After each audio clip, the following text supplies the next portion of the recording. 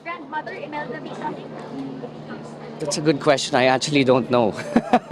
I haven't asked. Sabi po niya, she wants to attend, ngayon lang daw siya magde-decide. Kasi pinipigilan siya nila Senator Ivy. Actually, yes. From my understanding is si Sena Amy ang nagsasabi na wag ka na lang pumunta dahil even kahit papano may COVID pa rin. But good question. I'll ask after this interview. I actually have no idea. Will the SONA of the President be longer than last year or it will be shorter? It Kasi last year, 1 hour and 30 minutes. How long was it? 1 hour and 30 minutes. If I'm not mistaken, the one this year will be around 1 hour 25.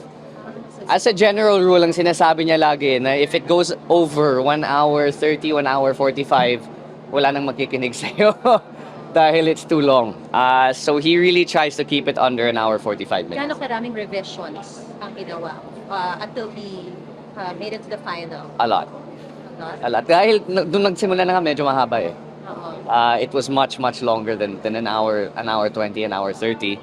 But he was able to get it done naman. Bakit? Bakit kailangan a lot of revisions? Because it was too long. Pero It was what too did long. he remove later on? I honestly don't know the details. I just know that he wanted to shorten it dahil, like he said, mawawala yung attention span ng tao kapag masyadong mahaba. How does the whole family feel na second second na to ni President Bongbong and mataas yung talagang support? Yeah, well, thankful talaga pa rin kami. Of course, thankful ang ating Pangulo dahil as you can see, medyo mataas-taas pa rin yung approval ratings. But with that comes high expectations, of course. And as the President said in his previous statements, there's still a lot to be done. Anong assistance na binigay ni First Lady?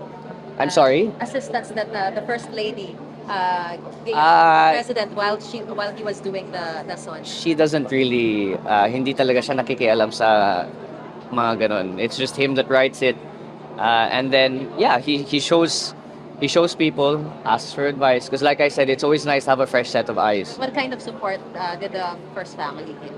Moral support. Kung did he practice before the family? Did he deliver it before the family? And did you give comments? I was with him yesterday. It was the first and only time he rehearsed. But it's a good speech. Congressman, what are you most excited about to hear from your father when he delivers this speech? I've already heard it, so I know what he's gonna say. So wala namang excitement. I just hope it goes well. Last time po ba hindi siya ang nagsulat ng kanyang speech? No, yeah, he writes it. He writes it talaga. Tagal sinulat, President, yung speech? I'm not sure. From my understanding, he started working in it mga 2 weeks ago. Do you Mga feel 2 weeks excited ago. for the Filipino people considering that talagang pinaghandaan ko? Well, you have to What about understand. the speech? We mustn't forget that he walked away with 31.5 million votes. And with the huge mandate that he was given, there are also huge expectations that come with that. So, yes, I'm excited, but like the president says, marami pang kailangan gawin. What the president hopes to do are really structural changes to the economy, and that takes time. It's what you call industrial policy, and it's not something that happens overnight. Kung meron bang post-SONA briefing si President mamaya? I don't think the president will have a post-SONA briefing, but I believe the cabinet secretaries for each cluster will be having post-SONA briefings Tomorrow. to sort of dissect Yes. what was said. And like I said, an hour and a half, an hour 45 isn't long enough to mention everything. So ang sistema na lang na ginawa nila is after the SONA that the cabinet secretaries go into more detail para naman lahat that needs to be covered gets covered.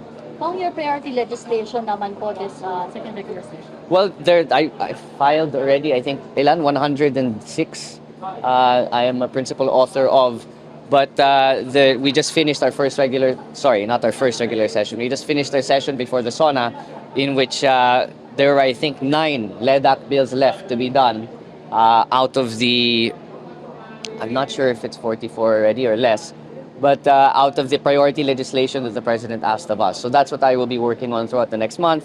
And of course, the budget is also coming, which is arguably the most important piece of legislation for any for the House of Representatives. So that would be the priority over the coming months. Sir, post SONA Party, meron, considering that he is flying to Malaysia tomorrow? I'm sorry? Post SONA Party or like a gathering? Meron bang ganun? Yeah, I heard. Usually sa South. Wala naman akong pinuntahan last year. Baka I wasn't invited. No, from my understanding is it's just may merienda lang after. Yeah. So I wouldn't naman call it a party. But there's just merienda for the congressman after. I don't think the president will be joining. I think diretso balik siya sa Malacanang pagkatapos. Yes. Yeah, he's leaving. Yes, he's leaving tomorrow for Malaysia. Will you be joining the president? I'm still unsure because we have session. Marami pang kailangan gawin dito. So I'm still 50-50 to be honest.